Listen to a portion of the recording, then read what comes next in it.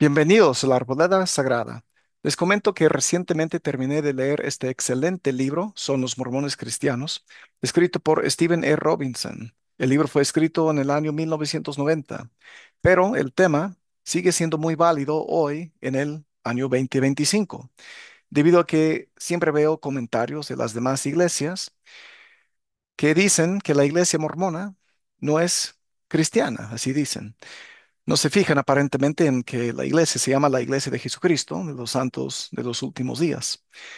Les recuerdo que el hermano Robinson es el mismo autor del excelente libro Creámosle a Cristo, un libro que trata la gracia de Jesucristo. Si no lo conocen, se lo recomiendo mucho.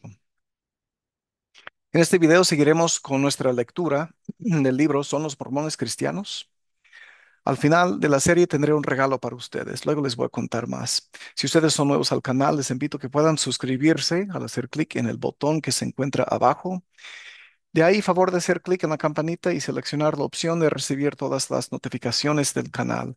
Así van a recibir una notificación cada vez que salga un nuevo video para ustedes.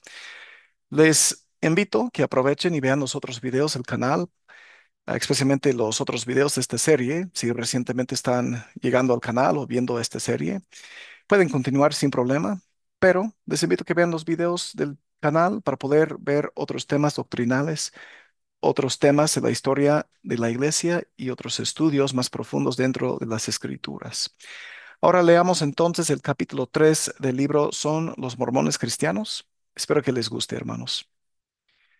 Este capítulo y este argumento que usan los cristianos contra nosotros se llama exclusión por uso de apodos.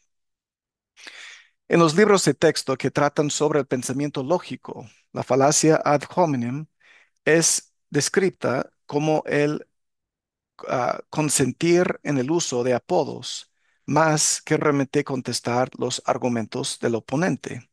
Ad hominem es contra el hombre, en latín, y un argumento ad hominem enfoca las emociones y prejuicios sentidos contra una persona o grupo, más que la lógica de sus argumentos. Al obscurecer los verdaderos temas involucrados, el argumento ad hominem puede ser muy efectivo para ganar apoyo para una posición que de otra manera sería muy débil. El uso de apodos ha sido usado a menudo en controversias religiosas. Los católicos llamaban a los protestantes herejes. Los protestantes llamaban a los católicos papistas. Ambos llamaban a los judíos asesinos de cristianos. Y los tres habían sido catalogados como infieles por los musulmanes. Pero hablando intelectualmente, la táctica ad hominem equivale nada más que a decir, bu por tu religión y viva por la mía. La Iglesia Sud como un, entre comillas, culto. El nombre desagradable más frecuente usado contra la Iglesia de Jesucristo, los santos de los últimos días, por sus detractores es culto. Evidentemente, el término tiene la intención de hacer evocar imágenes de druidas quemando cautivos vivos en canastos de mimbre, de sacerdotes pintados tirando vírgenes dentro de volcanes, o de ritos satánicos llevados a cabo en el lado oscuro de la luna. Cuando los críticos llaman culto a la Iglesia Sud, la lógica implícita pareciera ser de que existe un criterio objetivo para diferenciar los, entre comillas, cultos de las, entre comillas, religiones. Y dado que el mormonismo es un culto y el cristianismo una religión, los mormones no pueden ser cristianos.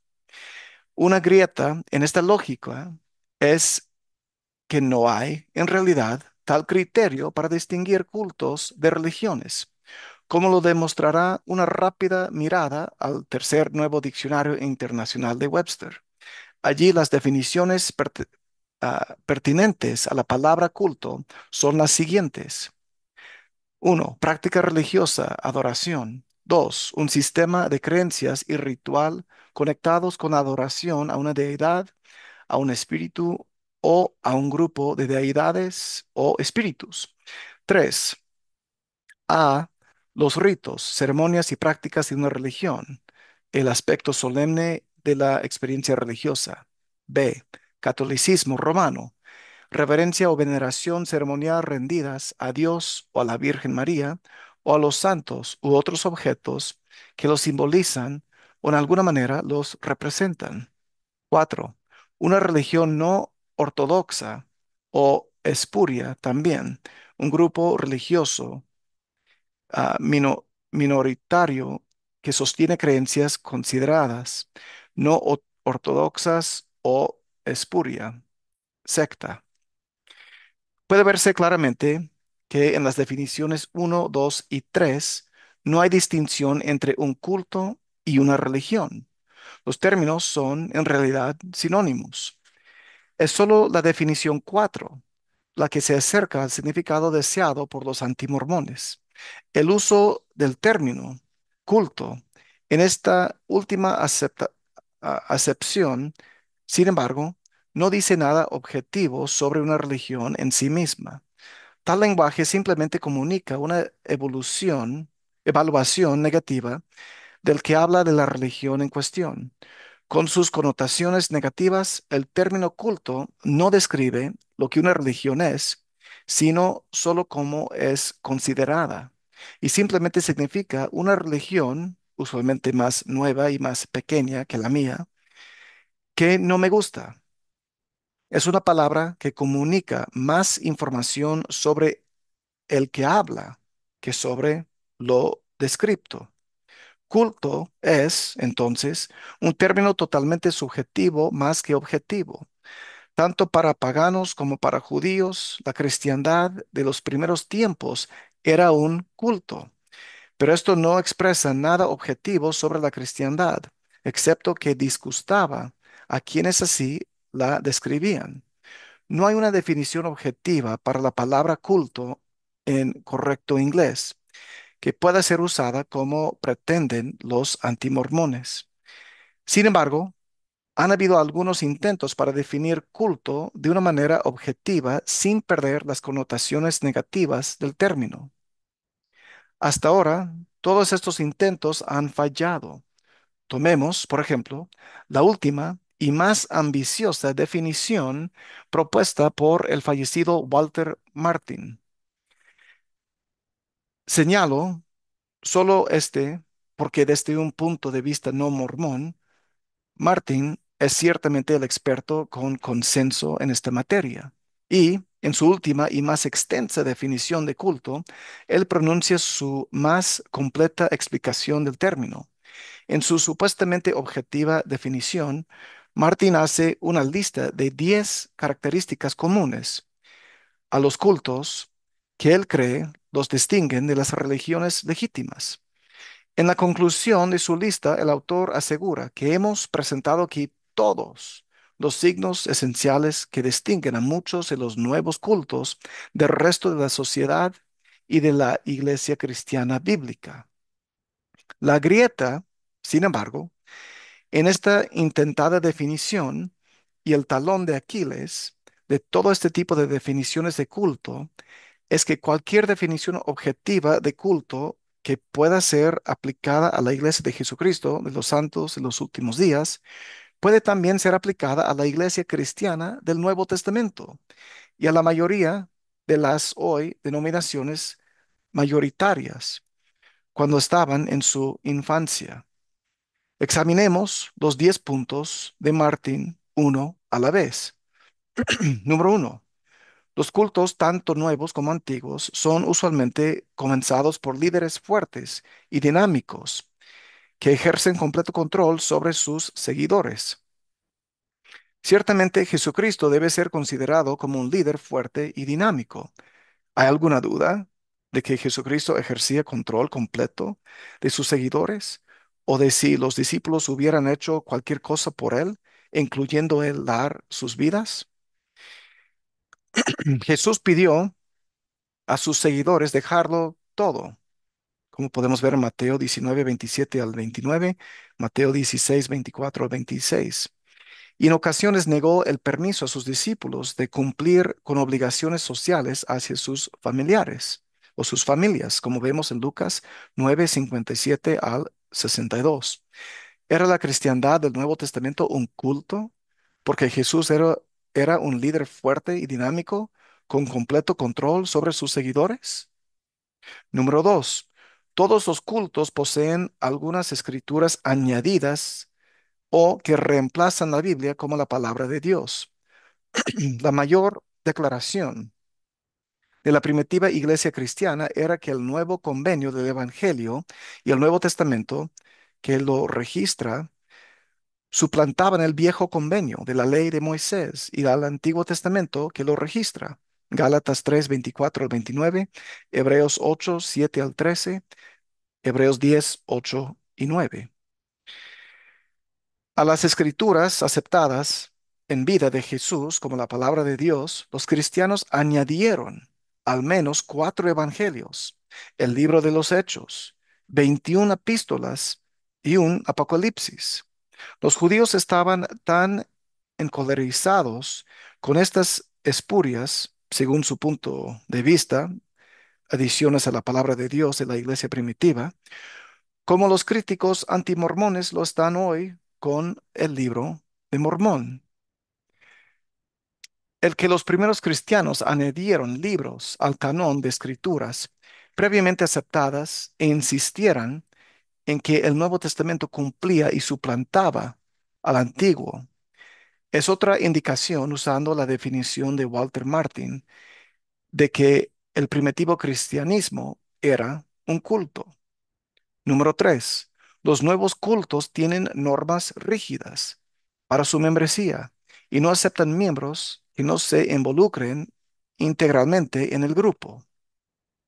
De acuerdo con Jesús, estrecha es la puerta y angosto el camino que lleva a la vida, y pocos son los que lo hallan. Mateo 7:14.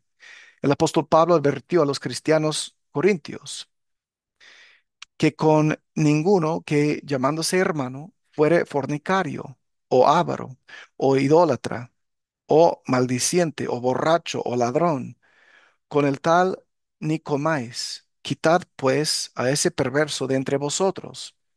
1 Corintios 5:11 al 13. Aparentemente las condiciones para la membresía en Corinto eran muy estrictas. Pablo continuó diciendo a los corintios, ni los fornicarios, ni los idólatras, ni los adúlteros, ni los afeminados, ni los que se echan con varones, ni los maldicientes, ni los estafadores heredarán el reino de Dios. 1 Corintios 6, 9 y 10. Seguramente si la insistencia en normas morales elevadas hacen de un movimiento religioso un culto, entonces la cristiandad primitiva califica. Además, si insistir en que los miembros lleguen a estar totalmente integrados al grupo es característica de los cultos, ¿qué haremos con la exigencia de Pablo en 2 Corintios 6, versículos 14, 15 y 17? No os unáis en yugo desigual con los incrédulos, porque ¿qué compañerismo tiene la justicia con la injusticia? ¿Y qué comunión la luz con las tinieblas? ¿Y qué concordia Cristo con Belial? ¿O qué parte el creyente con el incrédulo? Por lo cual, salid de en medio de ellos y apartaos, dice el Señor, y no toquéis lo inmundo, y yo os recibiré. Es difícil para mí entender cómo alguien versado en el Nuevo Testamento pudiera creer que Jesucristo no requiriera normas de rectitud elevadas a sus seguidores, o que él encontrara que una dedicación parcial a su evangelio es tan aceptable como una dedicación total. La evidencia de lo contrario es abrumadora. Pero ya que la cristiandad primitiva demandaba normas elevadas y dedicación completa, ¿era entonces un culto? Número 4. Los cultistas a menudo se hacen miembros de un culto después de ser miembros de uno o más cultos. Esta parte de la definición es circular, siendo que debe conocer de antemano lo que un culto es antes de que pueda usar el término. Aún así, considerémoslo brevemente en el contexto antiguo. Desde el punto de vista de judíos y romanos, tanto el movimiento de Juan el Bautista como el de Jesús eran cultos. Juan 1, 35 al 37 nos dice que dos de los discípulos de Juan el Bautista más tarde se convirtieron en discípulos de Jesús. Y así parece que sucedió con muchos otros. De acuerdo con el razonamiento de Martin, este cambio de afiliación podría indicar que ellos eran cultistas. Número 5. Los nuevos cultos son activamente evangel- evangelizadores y usan mucho de su tiempo en conseguir nuevos conversos. De acuerdo con Mateo 28, los versículos 19 y 20, después de su resurrección, Jesús dijo a sus discípulos, por tanto, id y haced discípulos a todas las naciones, bautizándolos en el nombre del Padre y del Hijo y del Espíritu Santo, enseñándoles que guarden todas las cosas que les he mandado. El apóstol Pablo ciertamente pasó mucho de su tiempo en conseguir nuevos conversos. Nuevamente, la iglesia del Nuevo Testamento califica como culto bajo esta definición. Número 6. A menudo encontramos que los líderes u oficiales de un nuevo culto no son clérigos profesionales. Los sumos sacerdotes judíos advirtieron lo mismo sobre Pedro y Juan, que eran hombres sin letras y del vulgo. Hechos 4:13. Jesús era carpintero de oficio y Pedro, Santiago y Juan eran pescadores. Número 7. Todos todos los nuevos cultos tienen un sistema de doctrina y práctica en cierto estado de cambio. Cambio es un término relativo. Durante el periodo de 40 días que siguió a la resurrección de Cristo, los apóstoles ciertamente aprendieron muchas cosas nuevas que no habían conocido en los comienzos de Galilea. Hechos 1:3. Algunos años después de la resurrección de Jesús, Pedro recibe una visión cambiando la actitud cristiana hacia los gentiles y el rol de la ley de Moisés, como vemos en Hechos capítulo 10. La opinión privada de Pablo sobre el casamiento en, en segundas nupcias llegó a ser doctrina cristiana y enseñanza bíblica en Corintios 7, 6 al 9, 12 al 25 y versículo 40.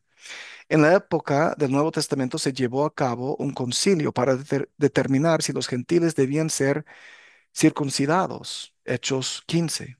Y después del periodo del Nuevo Testamento, el cristianismo ortodoxo, entre comillas, llevó a cabo muchos concilios para determinar o para clarificar sus doctrinas o políticas, desde el concilio de Nicea hasta el concilio Vaticano II en nuestro propio siglo. Todos estos concilios resolvieron cuestiones no preguntadas ni respondidas en la Biblia. Estaba el cristianismo en cambio y era un culto. ¿Por qué sus primeros líderes continuaron recibiendo revelaciones aún después de la ascensión de Cristo?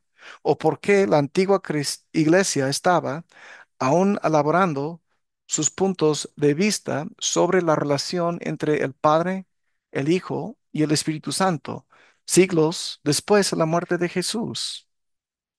Número 8.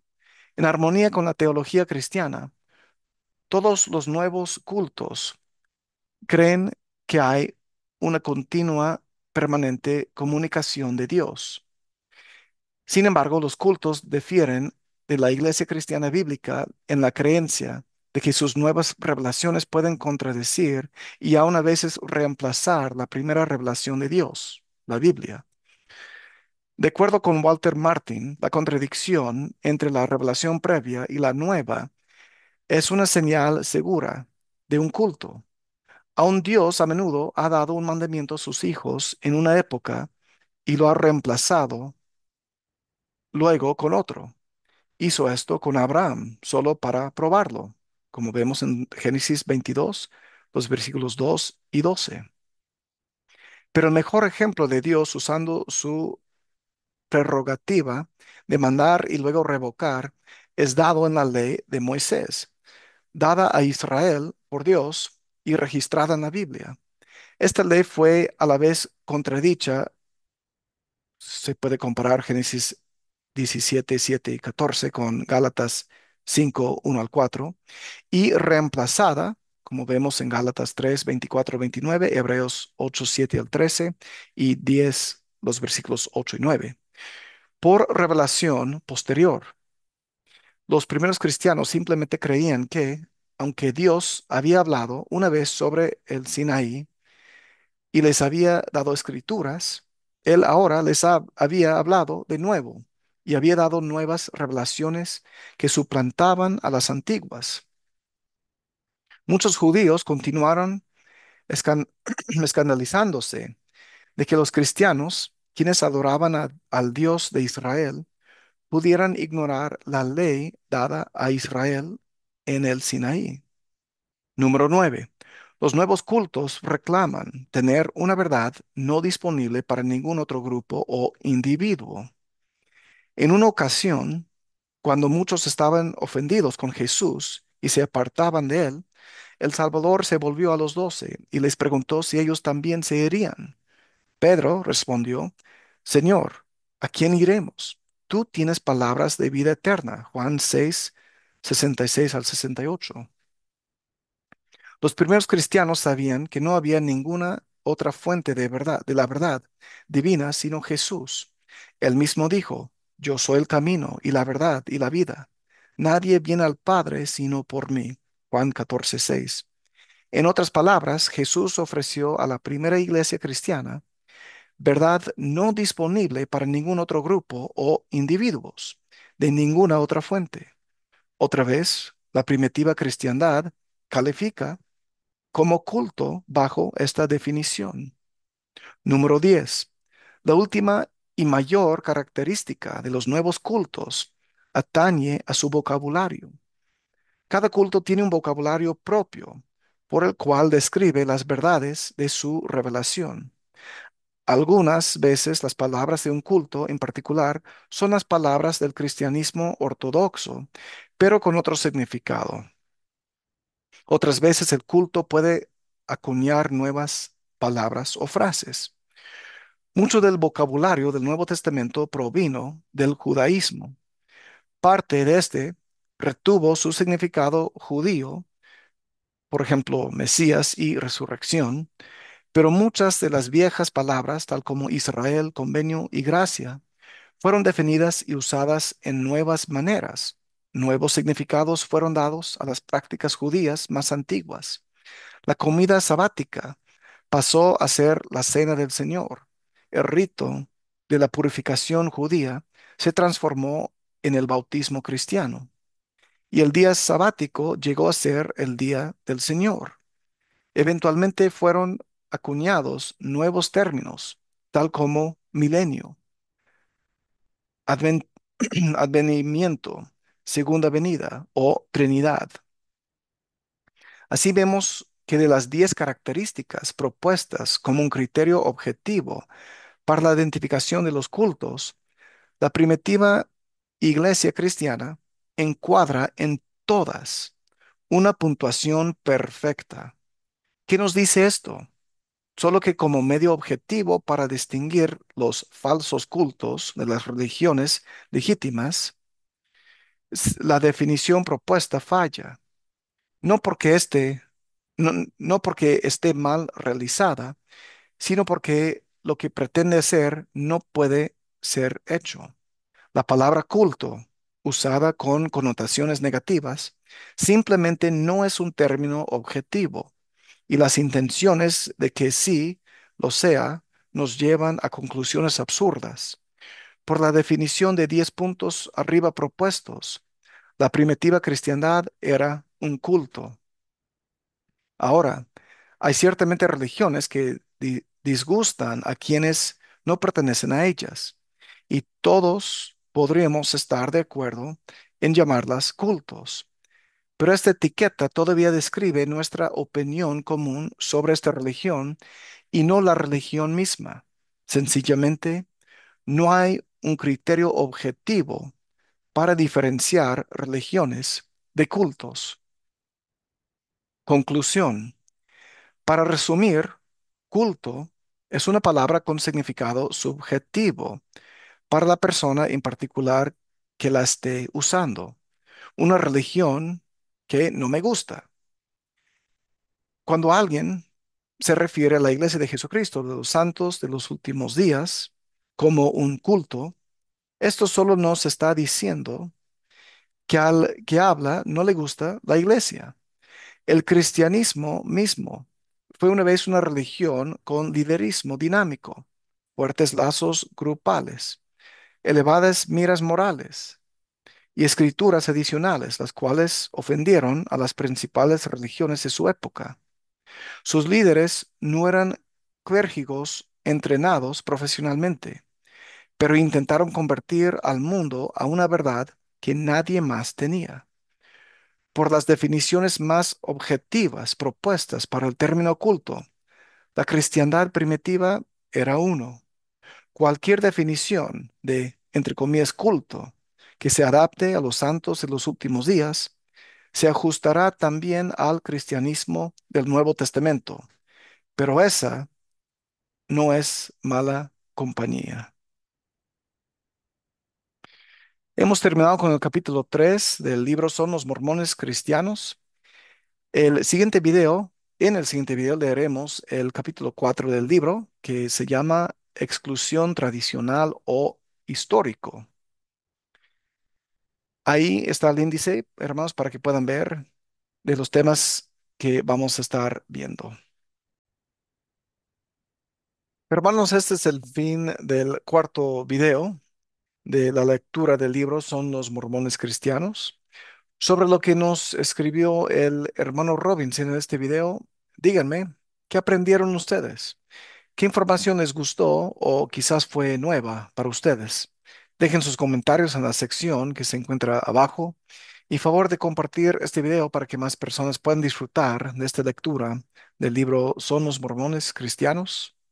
Inviten por favor a sus amigos y familiares que vengan al canal para suscribirse y que puedan disfrutar de todo el contenido que se encuentra aquí en la Arboleda Sagrada.